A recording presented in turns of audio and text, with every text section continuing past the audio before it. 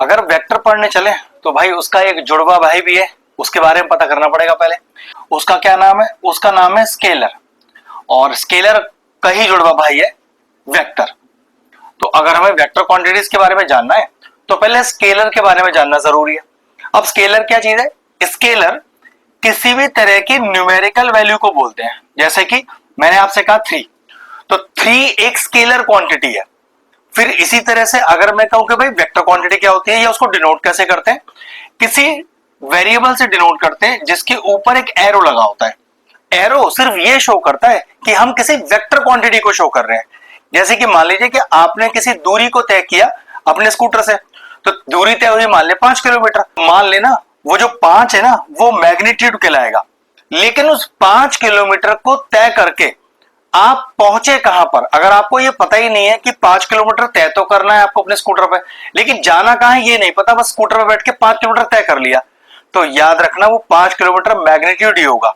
लेकिन अगर आपको पता है कि उस 5 किलोमीटर को तय करने के लिए आपको पर्टिकुलर डायरेक्शंस भी है, मतलब जाना कहां है वो आपको पता है, या 5 किलोमीटर तय करने के बाद आप अपने पर्टिकुलर डेस्टिनेशन पे पहुंच गए, तो ध्यान रखिएगा अब वो वेक्टर क्वांटिटी कहलाएगा जिसके ऊपर वो एरो भी लग के आएगा।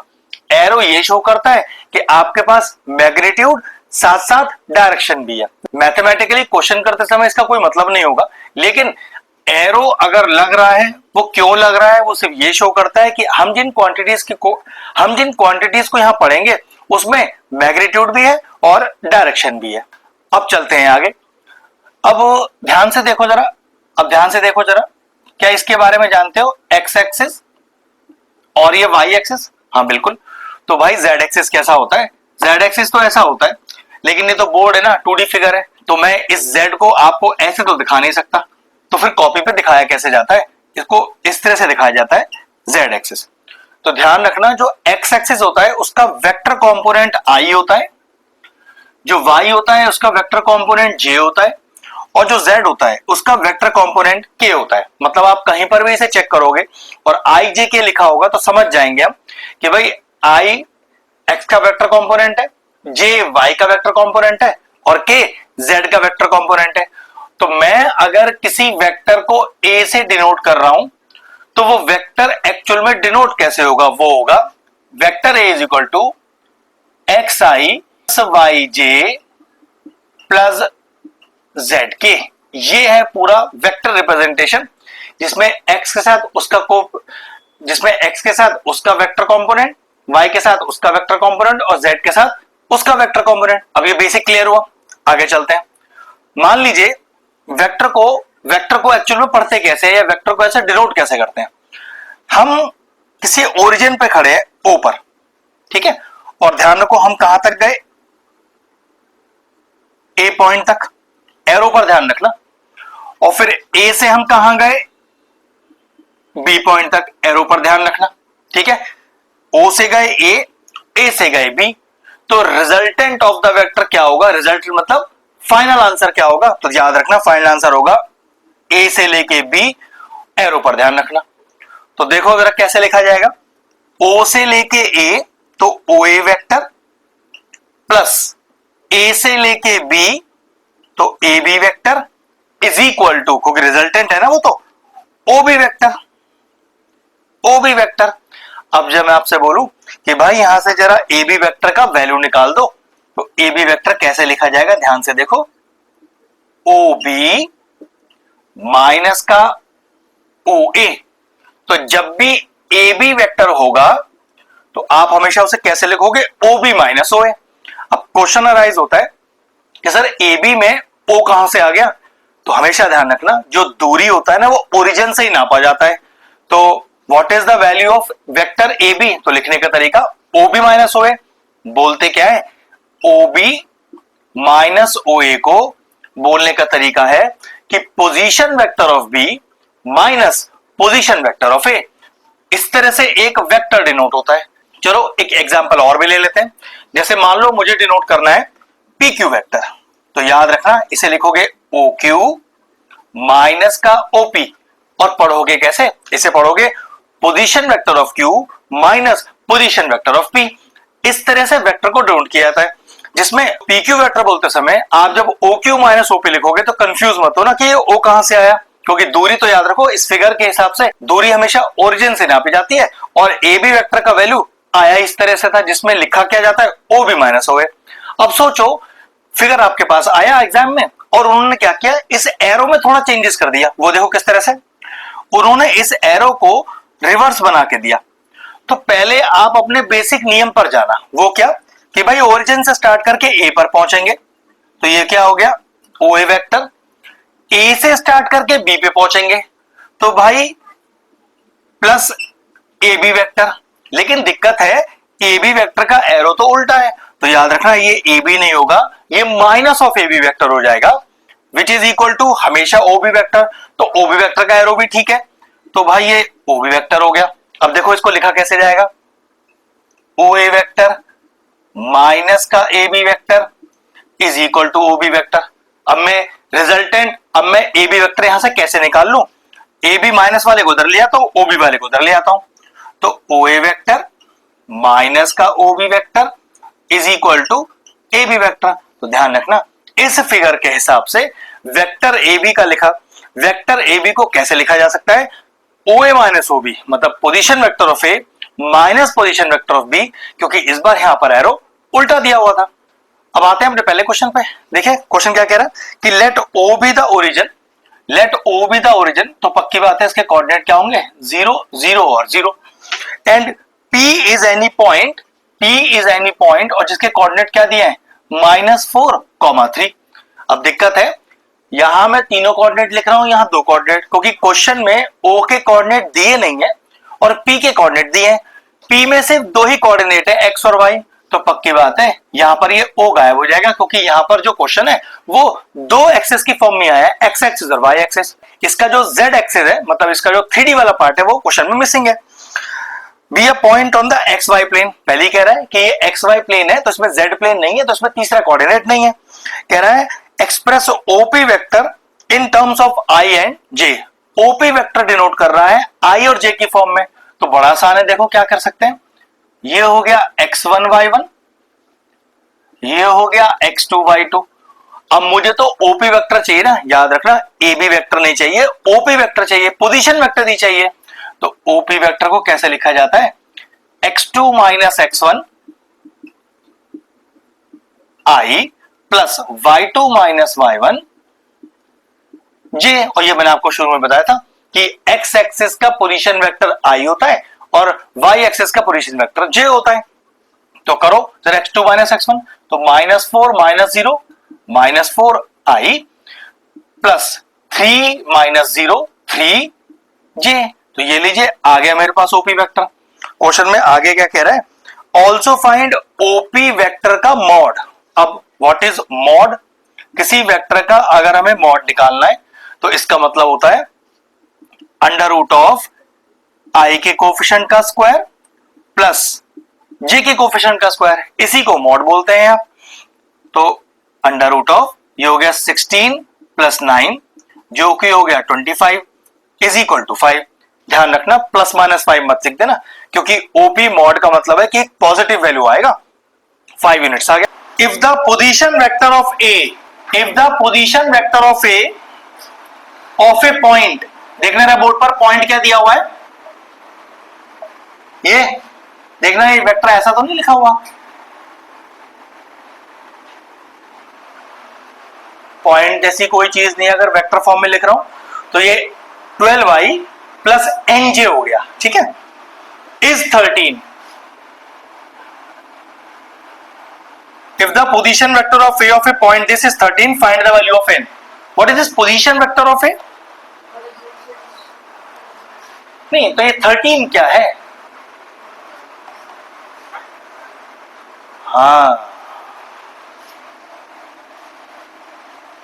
ये दिया है 13 अपने को, और फिर ऐसे समझ लो ना मैग्नीट्यूड दिया है ना 13, 13 आपका वेक्टर तो हो ही नहीं सकता, तो मैग्नीट्यूड निकालने का तो एक ही तरीका है, क्या, अंडर रूट ऑफ x के कोफिशिएंट का स्क्वायर प्लस j के कोफिशिएंट का, सॉरी i के कोफिशिएंट का स्क्वायर प्लस j के कोफिशिएंट का square, squaring on both sides करो,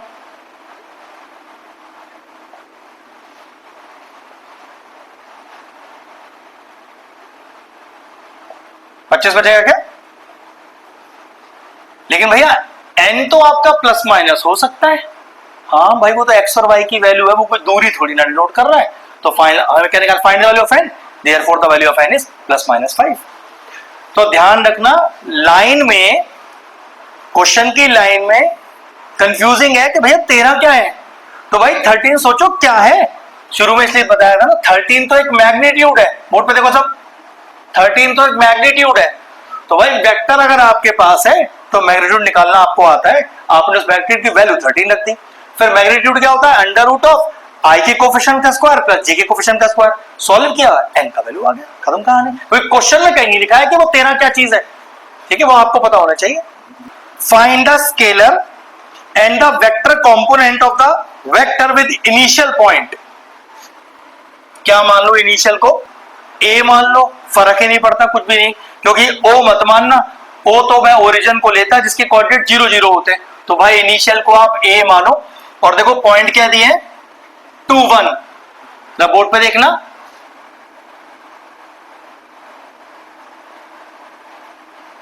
एक बच्चा कह रहा है o कहां से उठा लाए, तो सोच के देखो, a जैसा तो पॉइंट होता है ना, अगर उसे पोजीशन, अगर से वेक्टर की फॉर्म में लिखना है तो पोजीशन वेक्टर की फॉर्म में लिखना होता है, जिसमें o हमेशा इंक्लूडेड होता है, क्योंकि सारी दूरी ओरिजिन से ही नापी जाती है हमेशा, ठीक है।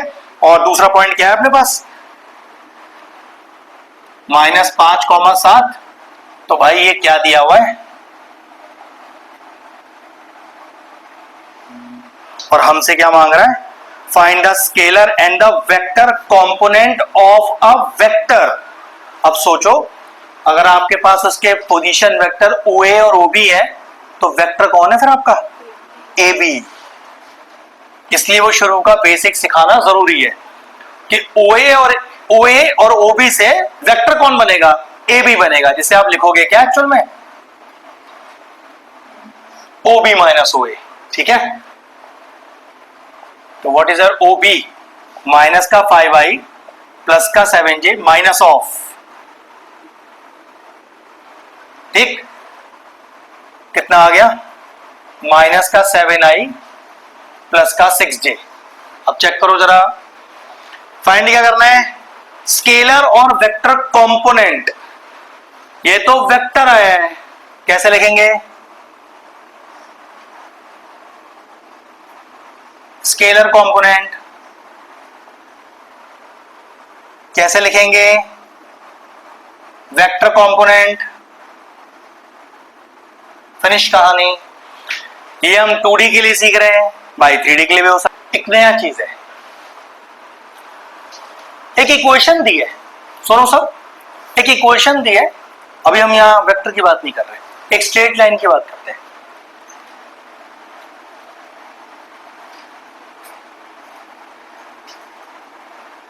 इसके पैरेलल इक्वेशन दे शिवानी, ऐसे लिख के आया है, given equation of a line parallel to the given equation. क्या कर रही है वो बता दे।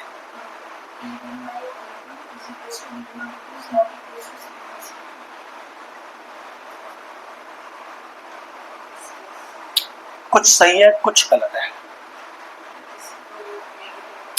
सिंपल सा चीज है, अगर किसी लाइन के पैरेलल इक्वेशन चाहिए तो दो काम कर सकते हो, किसी सेम नंबर से मल्टीप्लाई या किसी सेम नंबर से डिवाइड, सेम नंबर से, ठीक है। लेकिन ये स्ट्रेट लाइन की कहानी के लिए ऐसा होता है। लेकिन अगर वेक्टर में मुझे किसी के पैरेलल चाहिए तो हमें एक वर्ड चाहिए वहां पर,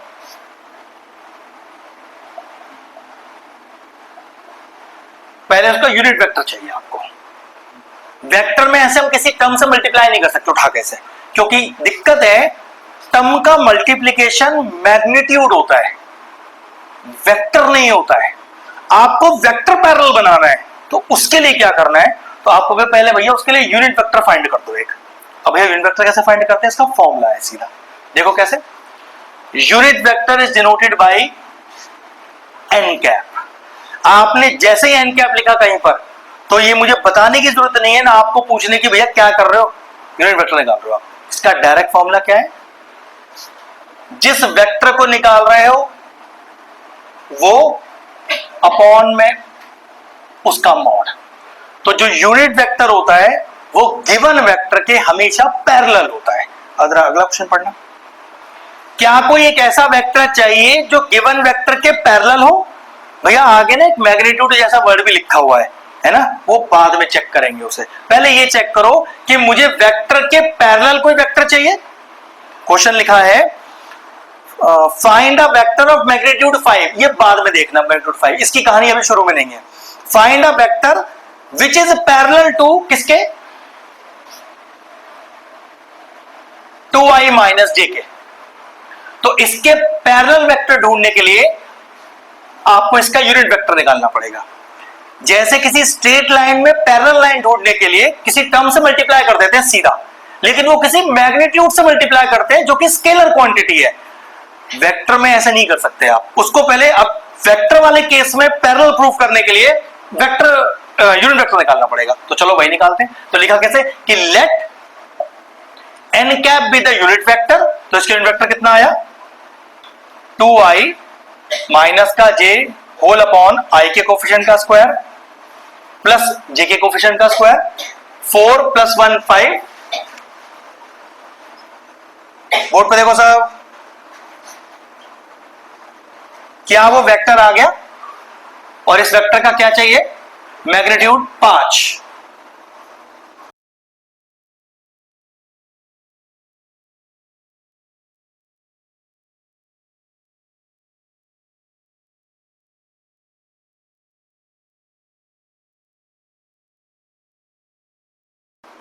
फिनिश, कॉपी करो। तो ऐसा पैरेलल वेक्टर चाहिए जिसका मैग्नीट्यूड 5 हो। तो तूने तो अभी सिर्फ यूनिट वेक्टर से पैरेलल वाला वेक्टर निकाला है, 5 मैग्नीट्यूड वाला कहां निकाला है? उसके 5 मल्टीप्लाई कर दिया लास्ट में जाकर। 7 होता 7 से करता, 2 होता तो 2 से करता। ठीक है, एक ऐसा वेक्टर देखो बोर्ड पे, ये तो पैरेलल वेक्टर है, इसके 5 मैग्नीट्यूड वाला भी चाहिए भाई, तो 5 मल्टीप्लाई करता हूं सेट में। नहीं करता तो कोई जरूरत नहीं थी, अगर क्वेश्चन में नहीं मांगा होता तो। ठीक है, the position vector of A B C D, जरा बोर्ड पे देखो, पोजीशन वेक्टर वर्ड लगा के दे रहा है। माने नहीं बेटे, पोजीशन वेक्टर में वहां देखो कहीं ओ लिखा है क्या? तो फिर मैंने कहां से लिख दिया उठाकर? हाँ जी, बिल्कुल सही जवाब। चेक करो, ये ऐसा ही है। आपको 4 पोजीशन वेक्टर्स दिए हुए हैं ए बी सी डी, तो आगे उनके वेक्टर्स भी दिए हुए हैं कॉमा लगाकर। फिर हमसे कहता है भाई प्रूव करके दिखा दे। डीबी वेक्टर का वैल्यू है 3b माइनस ए, ये प्रूव करना है। और एसी वेक्टर का वैल्यू है a प्लस 3b। तो अंजलि जी, डीबी वेक्टर को क्या लिख सकता हूं मैं? भैया आप जानो आप क्या लिख सकते हो, मुझसे क्या पूछ रहे हो? क्लास आप पढ़ाने के लिए आए हो या हम पढ़ाने आए आपको? क्या लिखूं इसे? पूछ रही हो, बता रही हो क्या? बाद वाला माइनस पहले वाला। ओबी वेक्टर माइनस का ओडी वेक्टर। चेक करो ओबी कितना है अपने पास और कितना है ओडी। भैया माइनस के बाद ब्रैकेट लेने का रिवाज है हमारे यहाँ, छविलदास में होता है? होता है, आप भी लगा लेना। लेकिन भैया आपने ब्रैकेट तो लिया ही नहीं।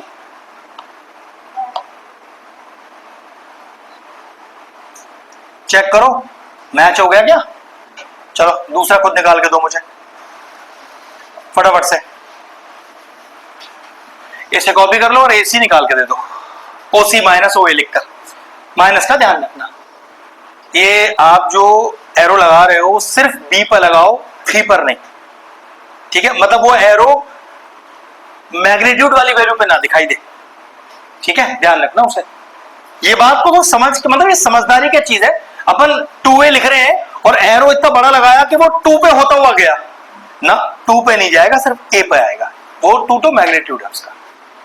देख लो मेरा कहीं ऐसा एरो दिख रहा हो जो 3 को दिखता हो कभी ऊपर या 2 में दिखता हो, देखो कहीं नहीं दिखाई देगा। वो आदत में है कि वो आएगा ही नहीं कभी, या कुछ बच्चों को पता ही नहीं क्या लिख रहे हैं। साइंस होने का कोई मतलब तो नहीं है, साइंस आती भी हो, पेल मारा सब में। तो ऐसा भी हो जाता है। ये पूरा पहला पेज मैं तकरीबन सारे क्वेश्चन 1 मार्कर है, आपको एमसीक्यू में ही दिखाई देंगे सभी। ये अभी बड़ा क्वेश्चन कोई भी नहीं है, 2 3 4 5 वाला वो सब बाद में जाकर आएंगे, ठीक है। चलो कह रहा है find the position vector of the point of the joints of the point. देखो जरा बोर्ड पे बेटा, इसका प्रेजेंटेशन गड़बड़ हो जाता है बहुत ज्यादा।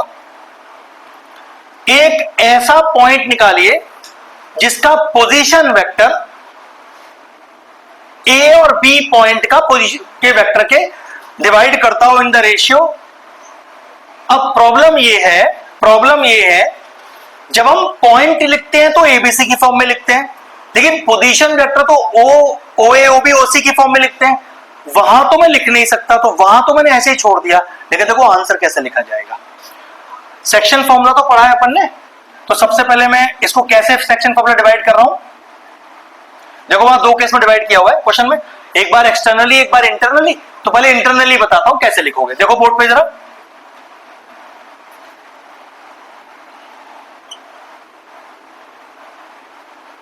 बात लिखनी पोजीशन वेक्टर की फॉर्म में है, लेकिन पॉइंट एबीसी की फॉर्म में ही आएंगे। ये बेटा समझनी जरूरी है।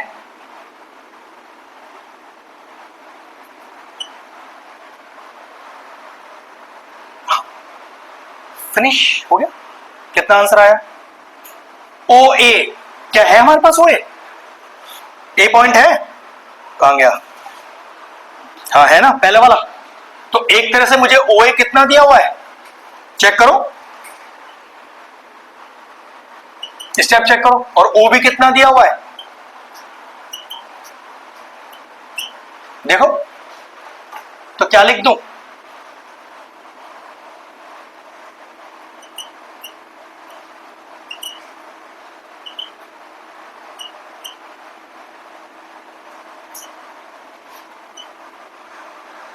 फोर ए 6B 9A 6B 5।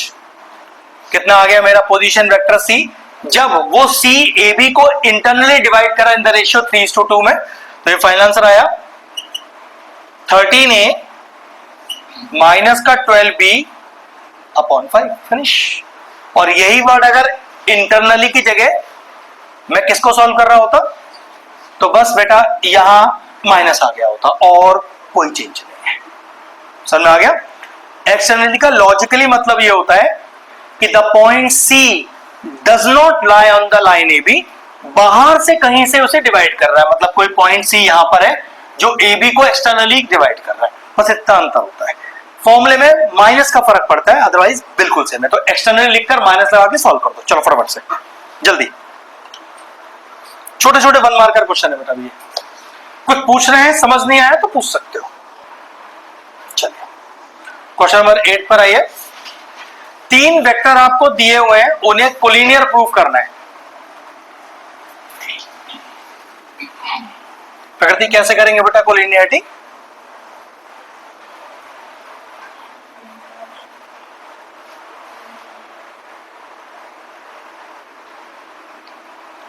Collinear proof करना है, आपने तो अच्छे से कर लिया है, वीडियो भी देख लिया है अच्छे से।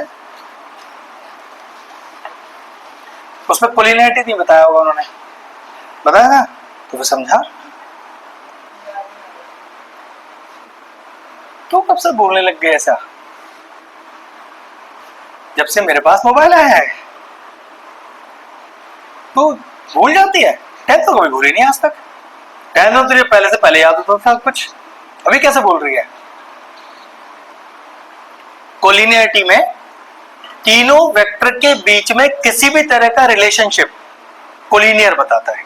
भैया मतलब एक वेक्टर किसी दूसरे वेक्टर का दुगना है, तिगना है, आधे के बराबर है, तीनों का सम 0 है, कुछ भी हो सकता है मेरे पास। चेक करो बोर्ड पर। भैया ये आपको ऐसे दिए, ये आपको कैसे पता चला? बोर्ड पर देखो सब ध्यान से।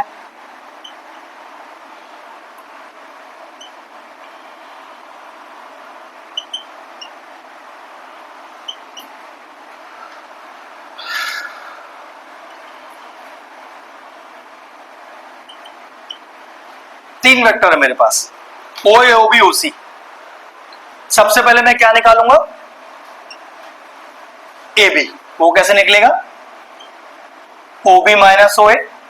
फिर मैं निकालूंगा बी सी, जो कैसे निकलेगा, चलो पहले इतना निकाल के दो भैया, कोई जुगाड़ ही नहीं निकली आपके इससे, तो तब मुझे इसकी जरूरत पड़ेगी।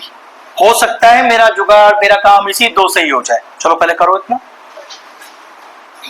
अच्छा, वो जो मैं पूछ रहा था, ये मुझे कैसे पता चला कि ये ओ ए ओ बी ओ सी दिया है, क्वेश्चन में तो कहीं लिखा नहीं है कि ये पोजीशन वेक्टर्स है, बताओ। हमेशा याद रखना, तीन वेक्टर का रिलेशनशिप अगर निकालना हो तो वो पोजीशन वेक्टर की फॉर्म में ही निकलेगा।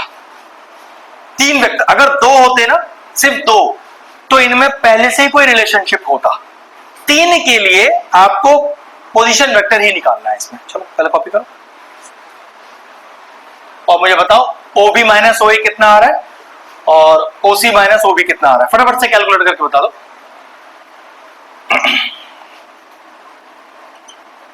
तो ओ बी माइनस ओ ए,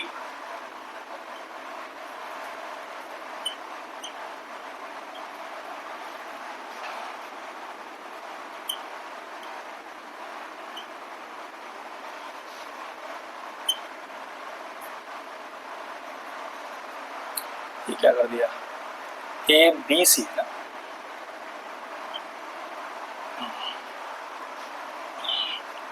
तो ये हो गया माइनस का 3a प्लस का 5b और माइनस का c। ऐसे ही बी सी निकालो, तो b मतलब ओ सी माइनस हो, तो ओ सी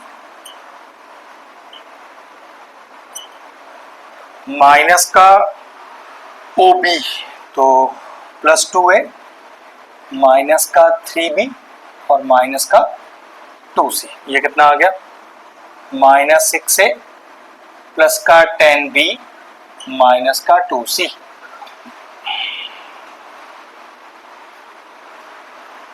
किसी को कोई रिलेशनशिप दिखाई दे रहा है, ऐसे ही चेक करो, इसमें 2 मल्टीप्लाई कर देना पूरे में ए बी में, तो क्या ये BC के बराबर हो जाएगा। तो आप लिखोगे कि since BC vector is twice of AB vector, hence A B C are collinear, या given vectors are collinear. Finish. कैसा भी रिलेशनशिप आ जाए किसी के बीच में, चलो तो लिखोगे since twice of AB vector is equal to BC vector, hence the given 3 vectors are collinear. कुछ भी हो सकता है, मैंने क्या बोला, तीनों वेक्टर के बीच में किसी भी तरह का रिलेशनशिप उसको कोलिनियर बना देता है। मेरा रिलेशनशिप में चेक करो, ABC तीनों मौजूद नहीं है तो, और रिलेशनशिप है ट्वाइस के बराबर है। कुछ भी हो सकता है, कुछ भी हो। अभी तो पहला क्वेश्चन कर रहे हो, ऐसा भी हो सकता है भैया CA की जरूरत पड़ रही है, इनमें तो कोई रिलेशन दिखा नहीं, मैं CA भी निकाला तो तीनों का सम 0 आ रहा है, ये भी तो रिलेशनशिप है। रिलेशनशिप बनेगा जरूर अगर कोलिनियर है तो, ठीक है। ऐसा है। पहले 9th वाला क्वेश्चन देखो, आपको एक वेक्टर गिवन है, सब देख लो बेटा एक बार, एक वेक्टर गिवन है, आपको इसका सिर्फ मैग्नीट्यूड निकालना है।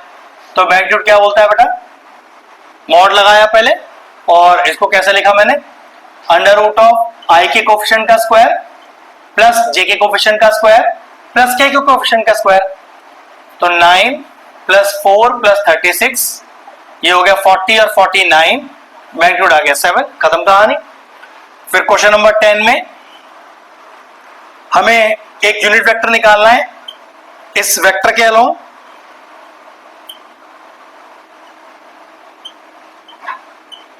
तो देखिए जरा,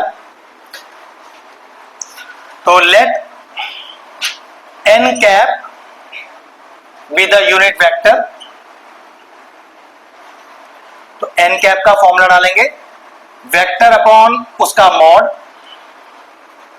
तो 6i माइनस का 3j प्लस का 2k whole upon under root of 6 का स्क्वायर प्लस माइनस 3 का स्क्वायर प्लस 2 का स्क्वायर। तो n cap is equal to, जरा नीचे का चेक करो कितना आ गया, 36 कितना आ रहा है टोटल? √70। अच्छा वो 7 आ गया पूरा सॉल्व करके, ठीक है। तो ये कितना हो गया देखो फिर, 6/7i minus 3/7j plus 2/7k। ये लीजिए, यही पैरेलल वेक्टर भी है, यही in the direction of the vector भी है, कुछ भी बोल सकते हो इसे आप, बोलने के अलग अलग तरीके। सॉल्व हो गया। ये √49 आ रहा है जो कि 7 हो गया, तीनों के नीचे सेपरेट कर दिया उठाकर मैंने। बोलो, ठीक है। तो ज्यादा स्पीड नहीं करा रहा, आपको दिमाग में धीरे धीरे ही घुसेगा।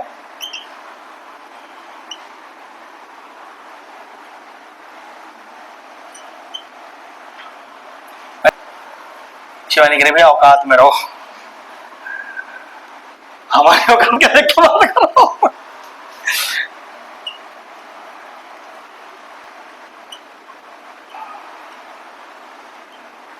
क्या करना है पहले देखो, पहले 2j कर दो, सॉरी क्या लिख रहा हूं मैं ये, सबसे पहले 2b कर दो, इसे a में से माइनस कर दो और मॉड लगा दो उठा के इसके अंदर। चलो फटाफट से करो। पहले 2b की वैल्यू निकाल रहे हैं यहां से, ये आ गया 4i माइनस का 8j प्लस का 6k। अब a माइनस 2b करो, तो भाई 3i माइनस का 2j प्लस का k माइनस का 4i प्लस का 8j माइनस का 6k, ये हो गया माइनस i प्लस का 6j माइनस का 5k। फिर आपसे कह रहा है भाई मॉड भी निकाल दो इसका, अंडर रूट ऑफ i के कोफिशिएंट का स्क्वायर प्लस j के कोफिशिएंट का स्क्वायर प्लस k के कोफिशिएंट का स्क्वायर। तो 1 प्लस 36 प्लस 25 कितना आ गया भाई, 30 और 2 50 60 61 62 आएगा ना, √62। अब चेक करो स्प्लिट हो रहा है क्या, फिर तो नहीं होगा ये, तो फिर बस खत्म हो गया आंसर, √62 ही आ जाएगा। मेन दो चीजें पढ़नी है अपने को वेक्टर्स में, क्या, एक तो दो वेक्टर्स का डॉट प्रोडक्ट या स्केलर प्रोडक्ट, और हमें पढ़ना है दूसरा केस में क्रॉस प्रोडक्ट या वेक्टर प्रोडक्ट, ठीक है। डॉट प्रोडक्ट में फॉर्मूला होता है mod A mod B cos theta, जबकि क्रॉस प्रोडक्ट में फॉर्मूला होता है mod A mod B sine theta into n cap. बताऊंगा एन कैप की कहानी जब हम पढ़ेंगे इसके बारे में, पहले इतना कॉपी करो जरा। Dot product of two vectors और vector product of two vectors या cross product of two vectors. या एक छोटा सा कॉन्सेप्ट लिख लेना जब आप क्रॉस प्रोडक्ट पढ़ोगे। देखो क्या, हियर, ये समझने वाली बात है बेटा, here this n cap is perpendicular to both A vector and B vector, ये पता होना चाहिए। जब क्रॉस प्रोडक्ट में हम एन कैप लिखते हैं तो ये एन कैप एक ऐसा यूनिट वेक्टर है जो दोनों इंडिविजुअल वेक्टर्स के परपेंडिकुलर होता है, बस ये पता होनी चाहिए। इसका इस्तेमाल कैसे करूंगा वो बताऊंगा मैं जब क्वेश्चन करेंगे। अगर डॉट प्रोडक्ट मांगा है, क्रॉस प्रोडक्ट मांगा है, लेकिन भैया क्वेश्चन में ना थीटा तो कह ही नहीं रहा कुछ, उसके बारे में कोई बात ही नहीं कर रहा थीटा के बारे में, तो फॉर्मूले में फिर कॉस थीटा अप्लाई भी नहीं होगा। और सॉल्व कैसे होगा वो समझ लो अब जरा। उससे पहले लॉजिक देख लो, I dot I J dot J के डॉट के 1 होता है, ठीक है। अब जो हमसे क्वेश्चन नंबर 14 की बात कर रहा है, देखो उसमें ए डॉट बी निकालना है अपने को, लेकिन भैया एंगल तो दिया नहीं है, तो समझ जाना अभी इसका इस्तेमाल नहीं हो रहा है क्वेश्चन में, अभी नॉर्मल डॉट प्रोडक्ट होगा। वो कैसे होता है देखो, यही तो समझने वाला चीज है। ध्यान से देखो बोर्ड पे, मैं सही लिखा है क्या, पॉइंट दिया है 1 1 2, तो 1i 1j 2k, ठीक है। और बी वेक्टर कितना दिया हुआ है चेक करो, 3 2 -1, तो देखो और मुझसे क्या फाइंड करवा रहा है, ए डॉट बी। याद रखना ए डॉट बी में इस फॉर्मूले का मैं तब इस्तेमाल करूंगा जब ये थीटा गिवन होगा मुझे। क्वेश्चन में थीटा नहीं गिवन, सॉरी, अभी फॉर्मूले का इस्तेमाल ही नहीं करा रहा है मुझसे, ठीक है। कैसे करना है देखो, ए डॉट बी आई वाले को आई वाले से मल्टीप्लाई कर दो, तो भाई इसका मैग्नीट्यूड कितना है 1, तो 1 into 3 3, what is I dot I, कोई प्रॉब्लम, 1 इंटू 2 2 और j डॉट j 1, 2 इंटू -1 -2 और k डॉट k 1, तो what is the value of a dot b 3, finish, खत्म। ठीक है, चलो इफ कुछ रूल से लिख लो, छोटे से 3-4 रूल है। If vector a and vector b, board पे देखो, are perpendicular to each other, then their dot product is 0, ये पहला है। दूसरा, if vector a and vector b are parallel to each other, then first vector is lambda times second vector. चलो copy करो, इसको use अभी करेंगे हम। दो वेक्टर परपेंडिकुलर हैं तो दोनों का डॉट प्रोडक्ट 0 है, और दो वेक्टर आपस में पैरेलल हैं तो एक वेक्टर दूसरे वेक्टर के लैम्डा टाइम्स है। लैम्डा मतलब कोई कांस्टेंट मैंने इंट्रोड्यूस किया हुआ है, के टाइम्स कह सकते हो, क्योंकि मोस्टली यहां लैम्डा यूज किया जाता है तो इसलिए लैम्डा टाइम्स लिख दिया है मैंने। और ये सेकंड वाला हमने रूल काफी जगह आगे बड़े क्वेश्चनों में यूज करना है, जब दो वेक्टर आपस में पैरेलल होते हैं तो क्या करते हैं, तो याद रखना। Find the value of gamma so that the vector, देखिए 2i plus gamma j plus k, और एक दूसरा वेक्टर है b आपके पास, i माइनस का 2j प्लस का 3k are perpendicular to each other. देखो जरा, आप कह रहे हो कि भैया vector a is perpendicular to vector b, तो आप कह सकते हो भाई डॉट प्रोडक्ट 0 है, और डॉट प्रोडक्ट करते हैं इसका, then a dot b is equal to 0। चलो डॉट प्रोडक्ट करो, 1 2 इंटू 1 2 और i dot i 1, gamma into -2 is -2 gamma, j into j 1, 1 into 3 is 3, k dot k 1 is equal to 0। कितना आ गया, 2 -2 gamma plus 3 equal to 0, 5 equal to 2 gamma, and what is the value of gamma 5/2। Finish हो गया, खत्म। a vector is equal to 3i plus 2j plus 9k, और b is equal to i plus pj plus k। एक बार perpendicular p का value निकालिए, एक बार पैरेलल p का वैल्यू निकालिए। तो परपेंडिकुलर है तो आप कहोगे कि since a is perpendicular to b, then a dot b is equal to 0। चलो डॉट करो फटाफट से, तो 3 into 1 plus 2p into 1 plus 9 into 1 is equal to 0। तो 3 plus 2p plus 9 is equal to 0, 2p is equal to -12, b equal to -6। Check कर लो भाई।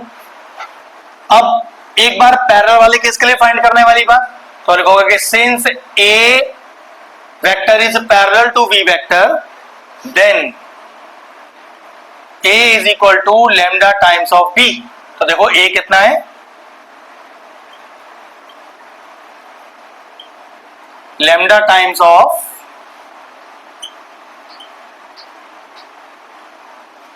Step check करिएगा ध्यान से,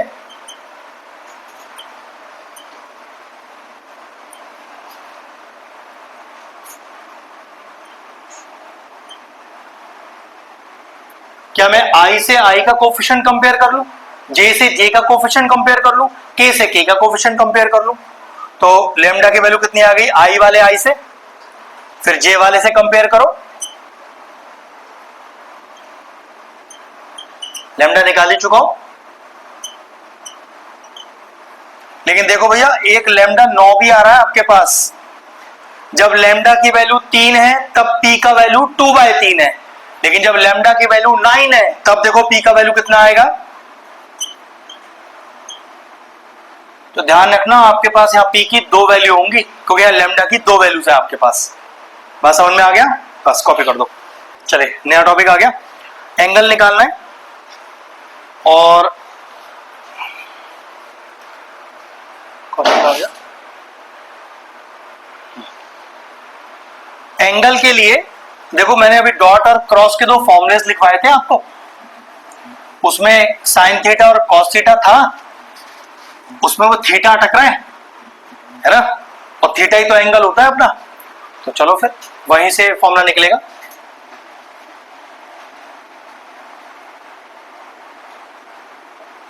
देखो बेटा, अगर आपको दो वेक्टर्स के बीच में एंगल निकालना है तो हमेशा डॉट प्रोडक्ट का ही इस्तेमाल करना, जब तक क्रॉस क्वेश्चन में दिया ना गया हो। ठीक है, ऐसा तो क्वेश्चन में कुछ कहा नहीं है डॉट क्रॉस वाला, तो डॉट ही इस्तेमाल करते हैं इसमें हम। और देखो फॉर्मूला क्या हो गया हमारा, दो वेक्टर का डॉट प्रोडक्ट होल अपॉन उनका मैग्नीट्यूड से डिवाइड, ये होता है दो एंगल के बीच का वेक्टर, दो एंगल के बीच में, दो वेक्टर्स के बीच में एंगल का फॉर्मूला। कॉपी करो फिर से, और कोई इस्तेमाल मत करना इसके अलावा। साइन वाला इस्तेमाल किया जाता है लेकिन उसके लिए नियम दूसरा है कुछ, बताऊंगा वो क्या नियम है जब आएगा।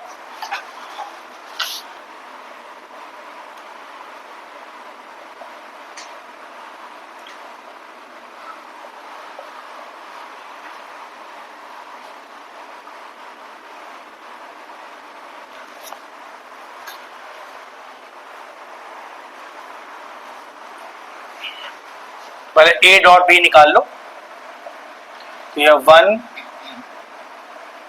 2 -1।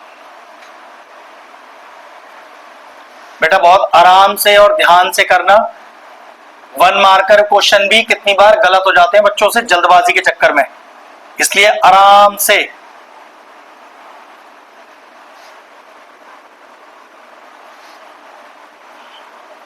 पूरा प्रॉपर फॉर्मुलेस प्रॉपर तरीके से लिखकर, जल्दबाजी नहीं।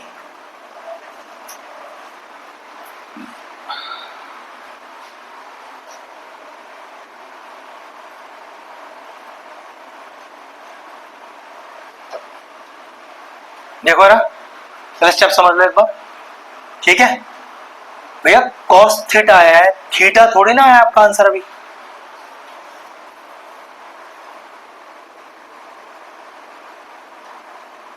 क्या रूट 18 स्प्लिट हो सकता है?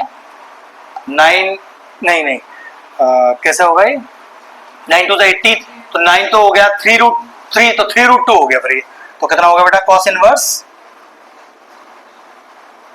ये है इसका फाइनल आंसर। चलो देखो, लिख के ऐसे आता है, 1 मार्कर क्वेश्चन है, मोस्टली पूछा जाता है। ए ऑन बी, तो डायरेक्ट फॉर्मूला है बेटा ए ऑन बी का, दोनों वेक्टर का डॉट अपॉन ऑन वाला केस। अगर ये बी ऑन ए होता तब भी ऊपर तो डॉट ही आता, लेकिन नीचे फिर ए वेक्टर का मॉड आता, तो बस ए ऑन बी निकाल दो, ए और बी दोनों आपके पास है। चलो कॉपी फटाफट सॉल्व करो। ए डॉट बी कितना आ रहा है 8, और नीचे बताओ 7। हाँ, तो प्रोजेक्शन ए ऑन बी कितना हो गया, 8/7 आ गया। चेक करो क्वेश्चन नंबर 20 सही तरह से लिख रहा हूं मैं।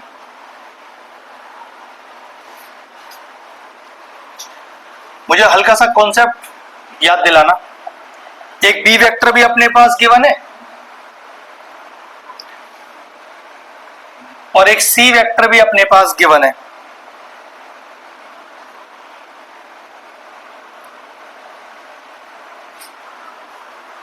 मुझे ये शो करना है ये तीनों वेक्टर किसी राइट एंगल ट्राइंगल की साइड को ही शो कर रहा है या गिवन है, तो क्या कॉन्सेप्ट लगाना ठीक रहेगा मेरे लिए कि भैया, परफेक्ट जवाब है कि भैया अगर ये तीनों राइट एंगल ट्राइंगल को शो करती हैं, अब ये नहीं पता भाई कौन सी साइड को शो करती है, लेकिन एक बात कंफर्म है, अगर दो साइड परपेंडिकुलर निकली तो दोनों का डॉट प्रोडक्ट 0 हो जाएगा। तो चेक कर लो सबसे पहले, क्या भाई ए डॉट बी 0 तो नहीं आ रहा, फिर चेक, अगर नहीं आ रहा तो चेक करना पड़ेगा कि भाई बी डॉट सी 0 तो नहीं आ रहा, और जिसका भी नहीं आ रहा तो फिर चेक करो कि सी डॉट ए जीरो तो नहीं आ रहा। और अगर ये राइट एंगल ट्राइंगल को फॉर्म करती हैं अगर, तो ऐसा हो ही नहीं सकता कि तीनों में से कोई एक जीरो ना बैठे आपके पास। चलो आप बताओ कौन सा जीरो आ रहा है मेरे लिए, करके बताओ। अब एक राइट एंगल ट्राइंगल फॉर्म करते हैं, देखो जरा, सभी का ए डॉट बी जीरो आ रहा है, तो गारंटी है ए और बी कौन सी दो साइड हो सकती हैं, कोई सी भी रख सकते हो। तो पक्की बात तीसरी साइड कौन सी है, ए वाली, खत्म कहानी।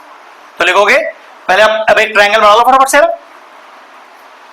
देखो इसको ऐसे मान लेना, बोर्ड पे देखो बेटा, इसको ए मान लेना, इसको बी मान लेना और इसको सी मान लेना। अब आपने डिनोट तो कर ही दिया, फिर आप कहोगे देखो कि since A dot B is equal to zero, जो कि आप निकाल के दिखाओगे, हेंस देखो vector A is perpendicular to vector B, therefore three vectors forms a right angle triangle. खत्म कहानी, फिनिश। छोटा सा क्वेश्चन है।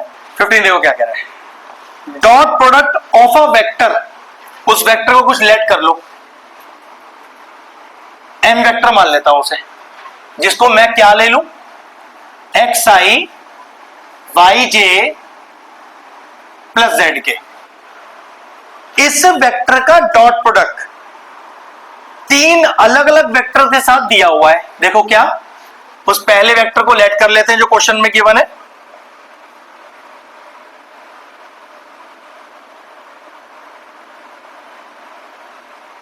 अभी समझ में आ जाएगा, परेशान मत हो।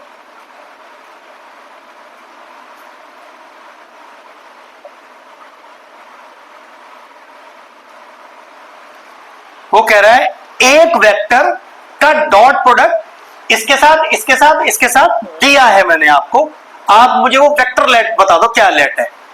तो मैंने क्या किया, उस वेक्टर को पहले लेट किया कि एम वेक्टर मैंने कोई लेट माना, ठीक है। क्वेश्चन क्या दिया है कि एम वेक्टर का ए वेक्टर के साथ डॉट प्रोडक्ट दिया है -1, फिर उसी एम वेक्टर का बी वेक्टर के साथ डॉट प्रोडक्ट दिया है 6, और उसी एम वेक्टर का सी वेक्टर के साथ डॉट प्रोडक्ट दिया है 5, ठीक है। अब जरा पहले m इंटू ए में डॉट प्रोडक्ट निकालो, m और a में कितना आएगा, 3x प्लस 0y माइनस का 5z इज इक्वल टू -1। हम जब वर्ड प्रॉब्लम करते हैं मैट्रिसेस की, तब भी तो ऐसे ही क्वेश्चंस बन के आती है हमारे पास, अब भी वही आ रही है। अब m के साथ b कीजिए बेटा, 2x plus 7y plus 0z, ठीक है। अब m के साथ c का कीजिए। अब आपके पास तीन इक्वेशन आ गई, तीन वेरिएबल के साथ। क्या मेथड है निकालने के लिए, पहले आप इसमें ए इनवर्स निकालोगे, फिर वो सॉल्व करोगे। तो अगर ये क्वेश्चन एग्जाम में आया है तो पक्की बात है अब इनवर्स वाला क्वेश्चन मैट्रिसेस से नहीं आएगा, और अगर मैट्रिसेस से आ गया है वहां पर इनवर्स वाला क्वेश्चन, तो फिर ये वाला क्वेश्चन नहीं आ सकता, क्योंकि एक जैसे दो क्वेश्चन तो नहीं आएंगे एग्जाम में। अब कैसे सॉल्व करेंगे, अब वही मेथड यूज करेंगे जो हम मैट्रिसेस डिटरमिनेट करते हैं। कैसे, 3 0 -5 2 7 0 1 1 1 इज इक्वल टू -1 6। याद है या भूल गए सब, है यार? फिर हम इसे ऐसा, ये कब कर लिया हमने किया था बेटा, किया था कोई बात नहीं, अब तभी रिवाइज करा रहे हैं सारा। चलो कॉपी करो। लेकिन अगर एक बार क्रैक कर दिया 80 तो लाइफ बन जाएगा। एक तो इज्जत, वो तो भाई ऐसे ऐसे आती है फिर अपने पास, और पैसे की तो फिर टेंशन ही नहीं होती वहां पर, वो तो है भर भर के आता है, लेकिन इज्जत बहुत ज्यादा आती है पूरे खानदान में। जिंदगी कितने लोग किसके खानदान में IITN है, हमारे में है 2, सारे नाक कटती रहती है उनके सामने हमेशा हमारी। आज भी जब वो हमसे ज्यादा कमा रहा है या कम, उसको मैटर नहीं करता, वो IITN है। अलग ही रेड कारपेट बिछाया जाता है उसको जाने के लिए, हमें साइड कर दे, जाओ साइड खड़े हो जाओ तुम, वो I18 है। तो भाई फर्क पड़ता है इस बात से। तो क्योंकि उसकी मेहनत ही ऐसी है, टाइम लगता है इस चीज के लिए, पूरा समय जाता है उसका। फोनों में थोड़ा समय जाएगा ऐसे बच्चों का, ना बैडमिंटन में जाएगा समय, ना घूमने फिरने में। सिंपल सी बात है। उनका तो फिर तरीका ही अलग है। और वो ये चाहे कि हम अभी 12th के साथ साथ ही JEE का पेपर निकाल ले और एडवांस और मेन, पॉसिबल ही नहीं है बेटा। रैंक ही नहीं आएगा इससे अच्छा, टाइम और खराब होगा, पैसे भी खराब होंगे। IITian बनना है तो भाई आपको 1 साल ड्रॉप करना पड़ेगा, नहीं बनना तो फिर तो कहीं से कुछ भी एडमिशन ले लो, फर्क ही नहीं पड़ता है, सब एक ही है। अब A इनवर्स के लिए कुछ फॉर्मूले थे भाई, पहले क्या याद है भैया? Adjoint of A upon A mod. फिर एडजॉइंट ऑफ A क्या होता है, मुझे बहुत टाइम हो गया निकाले हुए भैया, कोफैक्टर ऑफ A का ट्रांसपोज। और भाई फिर कोफैक्टर्स कैसे निकलते हैं, तो वो हमें निकालना है उसे। ऐसा ही है, चलो स्टार्ट करते हैं निकालना। आराम से निकालते हैं, कुछ जल्दी नहीं है, क्लास तो 3 घंटे की है, आराम आराम से धीरे धीरे मध्यम मध्यम चलते हैं। वैसे देखो इस क्वेश्चन में एक फायदा था, इस क्वेश्चन में कहीं ऐसा लिखा नहीं है, देखो कुछ बात समझ लो, इस क्वेश्चन में कहीं ऐसा लिखा नहीं है कि A इनवर्स का इस्तेमाल करना है। और देखो 2 वेरिएबल 0 है आपके पास, है ना? तो अगर किसी को ऐसा लगे कि भैया आप क्यों इतना बड़ा मेथड कर रहे हो, मैं इसको उससे पहले निकाल दूंगा, तो कोई गलती नहीं है इसमें। समझ में आ रहा है मैं क्या कह रहा हूं? एलिमिनेशन सब्स्टिट्यूशन, हाँ बिल्कुल लगा सकते हो।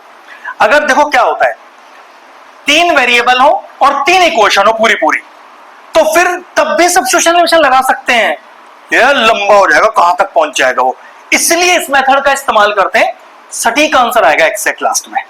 लेकिन ऑलरेडी आपके पास 2 वेरिएबल कम है, तो ऐसी कोई कंपल्शन नहीं है आपको कि आपको ये मेथड लगाना ही लगाना है। लेकिन ये मेथड ऐसा है, इस बहाने आपको A इनवर्स की प्रैक्टिस भी हो जाएगी और ये आपके लिए सटीक आंसर देगा, गलत नहीं आ सकता। कैलकुलेशन तो वो बड़ा हो जाता है, दिक्कत करता है, लेकिन कोई टेंशन नहीं है, जैसे चाहो वैसे कर सकते हो। और इवन मैट्रिसेस में भी ऐसा है, कहीं लिखा नहीं आया कि आप, हाँ लिख के आया कि using A inverse find XYZ, तो देखो करना पड़ेगा, वरना जैसे चाहो वैसे निकालो, लगा लो एलिमिनेशन। लेकिन वो एलिमिनेशन याद रखना, 3 इक्वेशन का कभी भी आसान नहीं होता है। इसकी वैल्यू निकाल के वहां डालो, उसकी वैल्यू निकाल के वहां डालो, वहां से निकाल के यहां डालो, फिर वहां डालो, करना ही पड़ेगा आपको। उलझन हो जाता है, उलझ जाता है क्वेश्चन बहुत ज्यादा। चलिए C11, तो -1 की पावर 1 + 1, ऊपर से नीचे मल्टीप्लाई, माइनस ऑफ नीचे से ऊपर। C12, -1 की पावर 1 + 2, ऊपर से नीचे मल्टीप्लाई, माइनस ऑफ नीचे से ऊपर। C13, -1 की पावर 1 + 3, ऊपर से नीचे मल्टीप्लाई, माइनस ऑफ नीचे से ऊपर।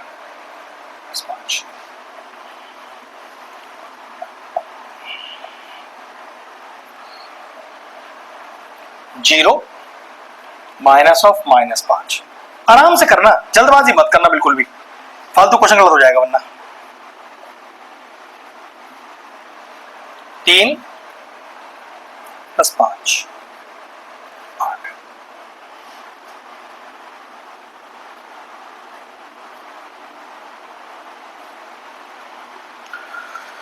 C23, 3 - 0, 3 लेकिन माइनस का 3।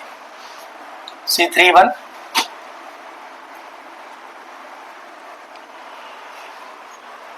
0 + 35।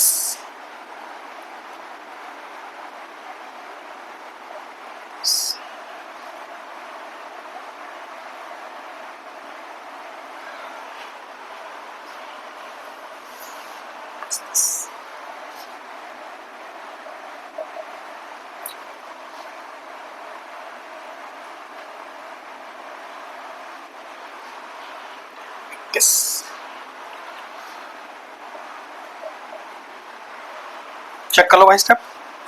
तो हमारा कोफैक्टर क्या आ गया, ऑफ A 7, माइनस का 2, माइनस का 5, आराम से करना बेटा,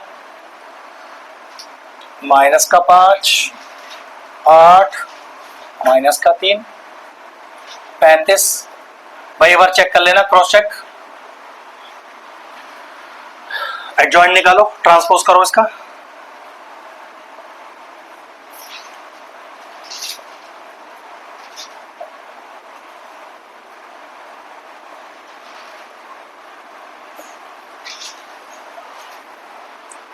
ए मॉड निकाल के बताओ कितना आ रहा है? 36, 46, ओके।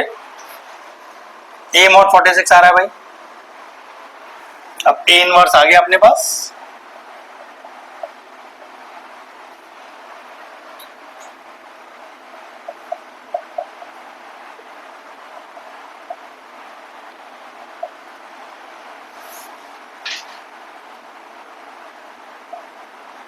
चलो, तो x is equal to A inverse B,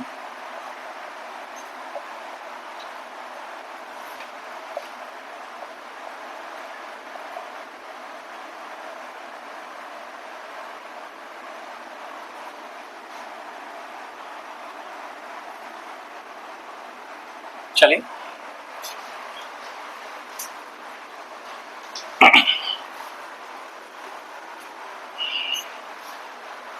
ध्यान से, माइनस का 7, माइनस का 30, 5 5 का 25 और 2 कैरी, 5 15 16 17, फिर 2 48 और माइनस का 50, 5 माइनस का 18 और प्लस का 5 और 105। ये हो गया -37 प्लस 175, 50 माइनस का 50 और माइनस का 13 प्लस 105। कितना आएगा भाई? 138। यहां तो जीरो ही आ गया और नीचे 13 हटा, 105 में से 13 हटाओ, 2 92।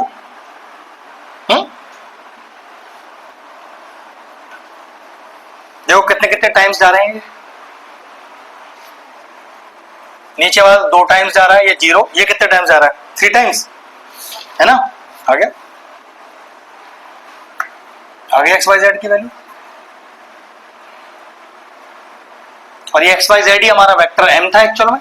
तो कितना फाइनल आंसर आया? 3i plus 0j plus 2k। ये लीजिए आ गया हमारा वेक्टर। अब यही एक क्वेश्चन वेक्टर में भी आ गया और यही क्वेश्चन फिर से आ गया एक बार और। नहीं, ऐसा होता ही नहीं कभी भी, एक ही बार आएगा जब भी आएगा। ए क्रॉस बी चाहिए, ए और बी वेक्टर दिया है, क्रॉस निकालना है। क्रॉस के लिए i, j और k रखो वैल्यूज, 0 2 1 1 1 1। जैसे ए डिटरमिनेंट को सॉल्व किया जाता है, प्लस माइनस प्लस लगा के सॉल्व करते जाइए, ए क्रॉस भी अपने आप आ जाएगा हमारा। देखो जरा, तो A cross B is equal to positive i, ऊपर से नीचे मल्टीप्लाई, माइनस ऑफ नीचे से ऊपर, ऊपर से नीचे मल्टीप्लाई, माइनस ऑफ नीचे से ऊपर, माइनस ऑफ जे, फिर ये गया और ये गया, 0 माइनस का 1, फिर प्लस के, 0 माइनस का 2। तो कितना है आपका? A cross B i plus j minus का 2k। बस सॉल्व हो गया। चेक करो, मॉड निकालना है क्या? नहीं, मॉड नहीं निकालना। अगर मान लो मॉड भी निकालना होता, देखो बोर्ड पर, और मान लो ये भी निकालने के लिए बोल रहा है, तो अगला स्टेप क्या होता? आई के कोफिशिएंट का स्क्वायर, जे के कोफिशिएंट का स्क्वायर और के कोफिशिएंट का स्क्वायर। लेकिन ये मांगा ही नहीं है तो इसकी जरूरत ही नहीं इस क्वेश्चन में। चेक करो, कोई एक ऐसा वेक्टर निकालना है, ध्यान से क्वेश्चन पढ़ना तीनों, कोई ऐसा वेक्टर निकालना है तो जो दो वेक्टर के परपेंडिकुलर हो। चेक कर लो एक बार पहले क्वेश्चन।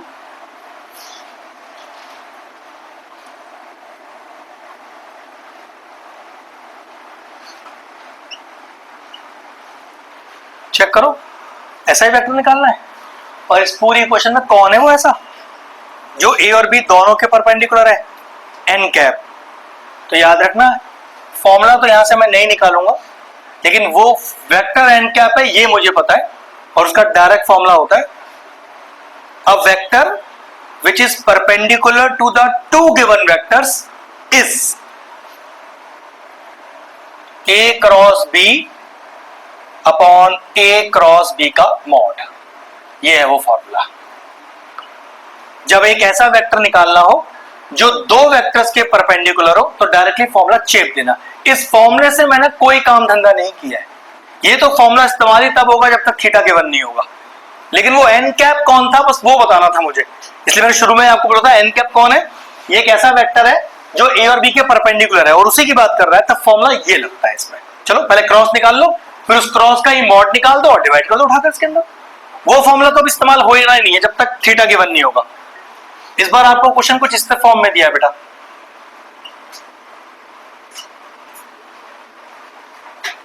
ध्यान से देखना, थोड़ा अलग है क्वेश्चन, करना यही है लेकिन प्रेजेंटेशन का पार्ट डिफरेंट है एकदम।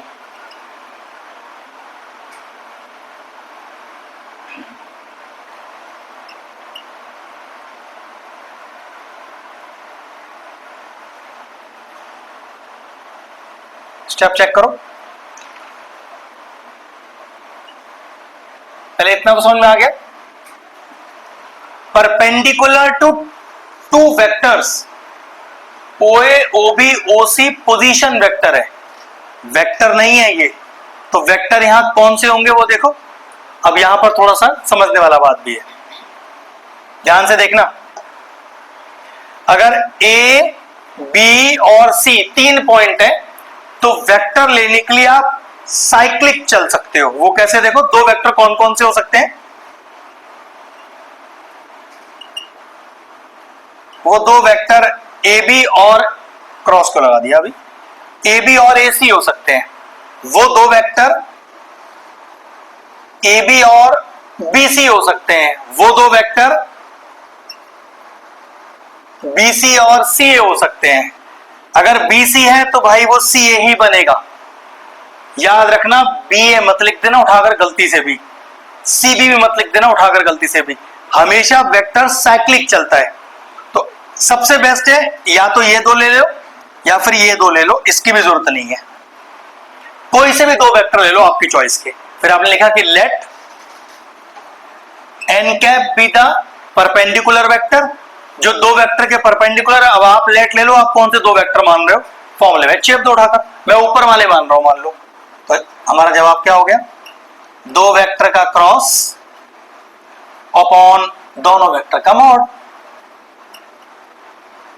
क्रॉस का मॉड, फिनिश हो गया।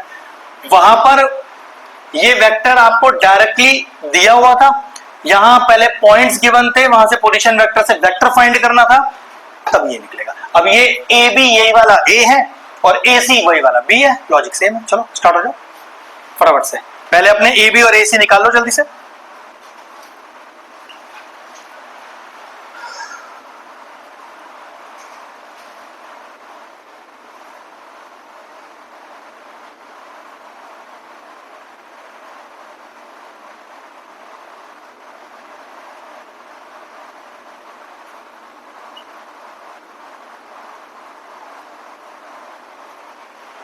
जीरो जे कर देते हैं,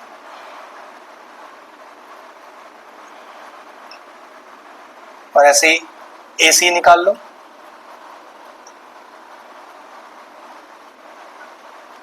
ओ सी,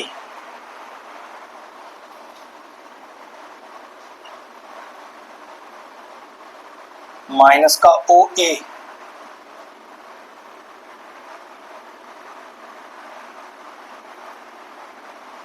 ये हो गया आई, माइनस का 2j, माइनस का k। दोनों वेक्टर आ गए, दोनों को क्रॉस निकालो, फिर दोनों का क्रॉस का मॉड निकाल दो, बस खत्म।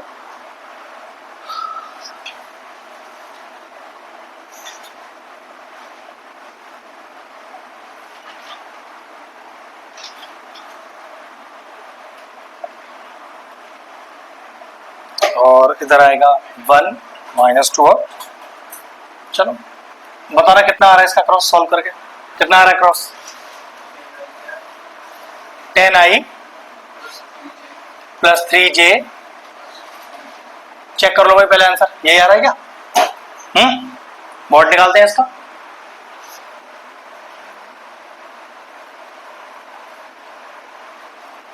टेन का स्क्वायर, 3 का स्क्वायर और 4 का स्क्वायर, 100 प्लस 9 प्लस 16, 125। सॉल्व कर लो ना, 125 सॉल्व होगा तो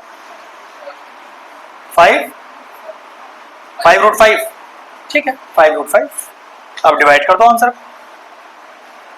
तो ये लिखकर formula direct, n cap is equal to, तो 10 अपॉन 5 रूट 5 जे आई, फिर 3 अपॉन 5 रूट 5 जे, काट पीट कर लेना अगर हो रही हो तो, नहीं हो रही तो रहने देना। 4 अपॉन 5 रूट 5, ठीक। ये लीजिए कि ऐसा वेक्टर आ गया जो परपेंडिकुलर है दो गिवन वेक्टर्स के। बस क्वेश्चन वेक्टर फॉर्म में ना होकर पॉइंट्स की फॉर्म में था, जिससे आपने पहले पोजीशन वेक्टर निकाला, फिर उससे अपना मेन वेक्टर निकाला और तब आंसर सॉल्व किया। अगला क्वेश्चन पढ़ते हैं क्या दिया है, तो बताओ आप लोग नेक्स्ट क्वेश्चन में क्या डिफरेंस है, पूरा पढ़ लो एक बार। चलिए बता बेटा एक बार, अगला क्वेश्चन क्या कह रहे हैं? मतलब ये आ गया आंसर आपका। अब क्या कह रहा है भाई, इसका मैग्नीट्यूड भी चाहिए मुझे, मेरे वाला। कितना मैग्नीट्यूड मांग रहा है इसका? 9। तो फाइनल आंसर में 9 से और मल्टीप्लाई कर उठाकर बस खत्म कहानी, हो गया उसमें सॉल्व। ठीक है, मतलब इस बार वो अपने मन चाहा मैग्नीट्यूड भी मांग रहा है। तो पहले अपना यूनिट वेक्टर निकाल लो, उसके बाद जिस नंबर से जिस मैग्नीट्यूड को मल्टीप्लाई कर रहा है मल्टीप्लाई कर दो, पूरे क्वेश्चन 9 से मल्टीप्लाई कर दो, खत्म कहानी, हो गया। ठीक है, सब वन टाइम करना है। एरिया ऑफ ट्राइंगल निकालने का फॉर्मूला क्या होता है, देखो बोर्ड पर।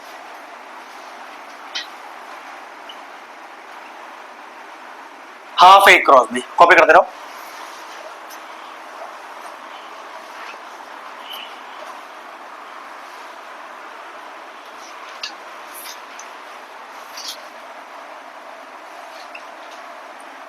एरिया ऑफ पैराग्राम निकालने का फॉर्मूला ए क्रॉस बी।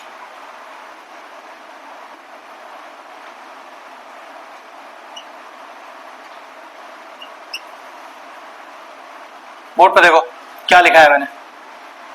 निकालना तो पैराग्राम का एरिया है, लेकिन भाई इस बार साइड्स नहीं गिवन है, इस बार डायगोनल्स गिवन है। तो ध्यान रखना फॉर्मूला क्या होगा फिर,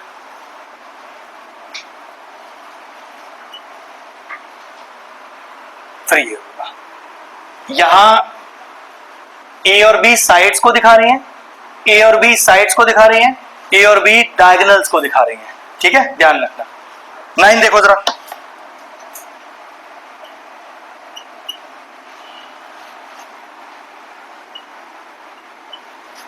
ऐसे दिया हुआ है और क्या मांग रहा है, फाइंड द वैल्यू ऑफ ए और बी। फाइंड द एंगल चाहिए भाई। देखो जरा इसका फॉर्मूला क्या है,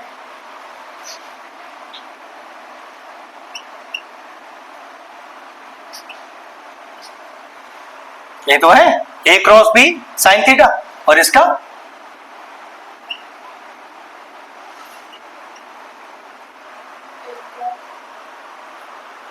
एन का तभी लगाया जाएगा जब परपेंडिकुलर वाली बात की जाएगी।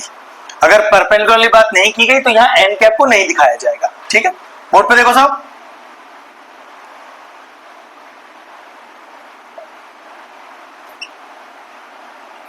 छोटे छोटे क्वेश्चन है बेटा। ठीक,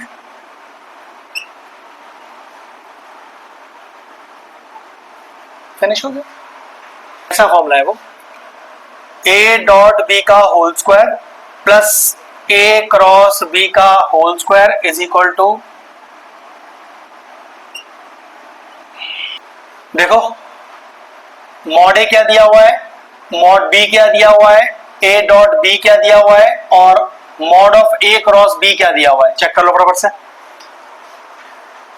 मॉड ए है 10, मॉड बी है 2, ए क्रॉस बी है 12 और भाई ए डॉट बी है 12 और क्रॉस निकालना है अपने को, तो बस सॉल्व कर दो फटाफट से।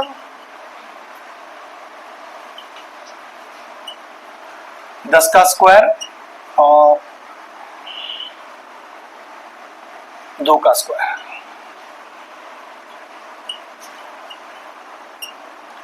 तो 100 इंटू 4 माइनस का 144,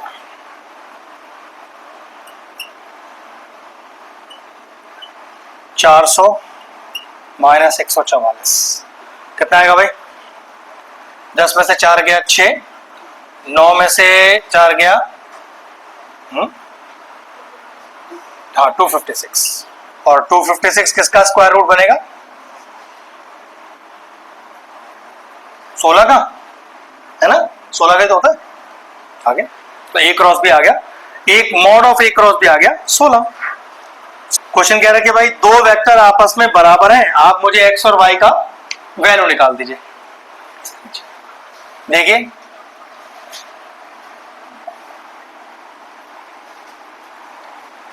दो वेक्टर आपस में बराबर हैं, एक्स और वाई का वैल्यू निकाल दीजिए। कितना हुआ? कोएफिशिएंट कंपेयर कर लो, खत्म। कुछ A B C are the unit vectors. देखो जरा, अगर ये यूनिट वेक्टर्स है तो इन्हें ऐसा लिखा जा सकता है बेटा,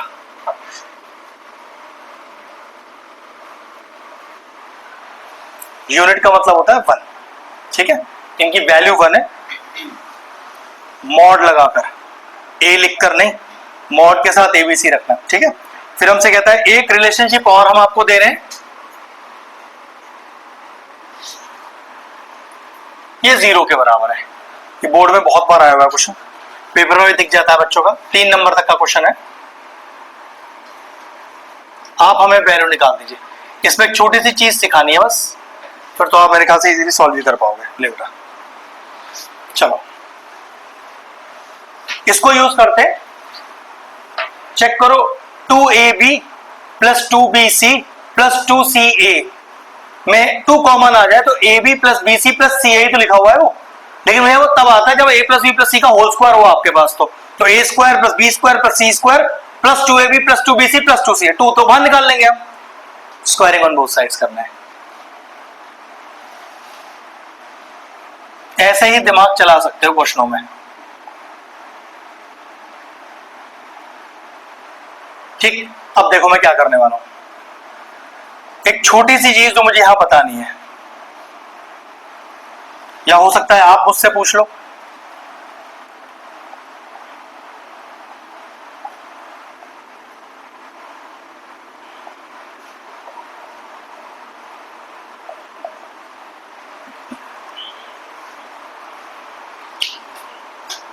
अगर ए मॉड में है, बी मॉड में है, सी मॉड में है, तो फिर ये मॉड में क्यों नहीं है तीनों? ध्यान रखना, अगर आपने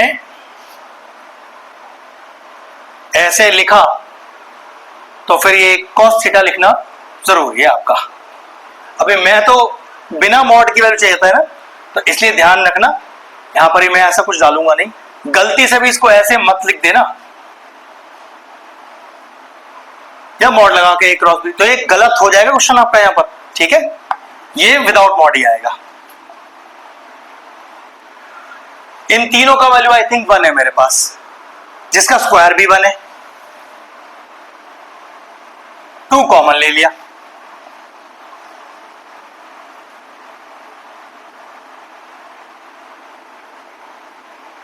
बोलो 3 हो गया, ये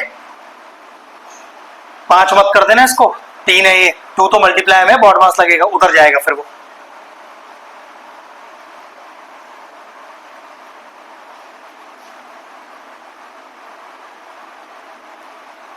और क्या करो क्लास साहब, क्या करना है? 2 को उधर लेके जाओ, तो इस एक्सप्रेशन का वैल्यू क्या आ गया? 3 मार्क का क्वेश्चन है, मॉड नहीं लगाई, समझाइए फिर से बोल। तो 1 का स्क्वायर तो 1 ही होता है ना। हाँ, ए स्क्वायर भी। अरे क्या कर रहा हूँ यार, बिल्कुल बेटा आएगा वो तो, स्क्वायर क्यों नहीं आएगा।